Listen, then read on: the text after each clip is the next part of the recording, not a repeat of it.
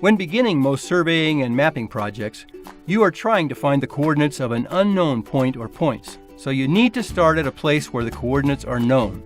Such starting points are called your project control.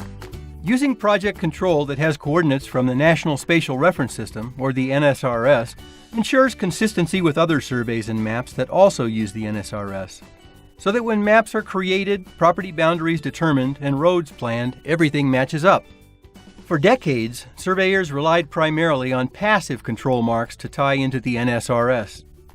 Passive control marks are usually some physical object, often a metal disc or rod installed in the ground.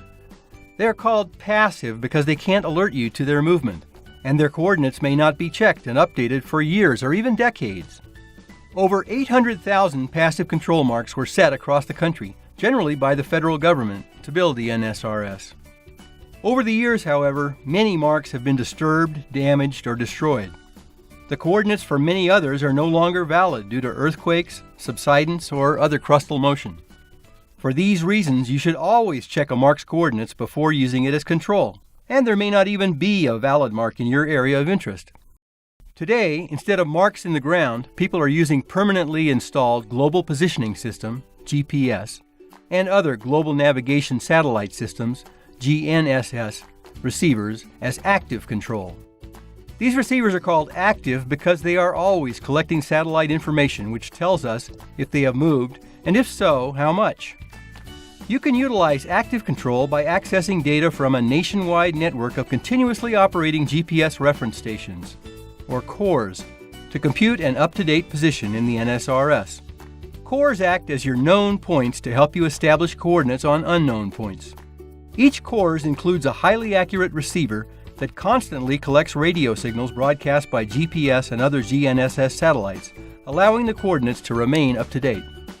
NOAA works with many partners to manage a network of several thousand cores, which are located in secure areas to ensure their longevity. Cores coordinates, accessed via the internet, are validated daily and updated in the event of land movement. This is a very different approach than passive control, where coordinates may not be checked for years. Using passive control requires you to start your survey from an existing physical point, which you must find and occupy with surveying equipment. Conversely, users have no need to physically visit a core site, and in fact can use cores from hundreds of kilometers away from their survey site. While passive control marks will continue to play an important role in the mapping community, making use of cores and GPS allows you to keep up with this dynamic and changing world and start your survey almost anywhere.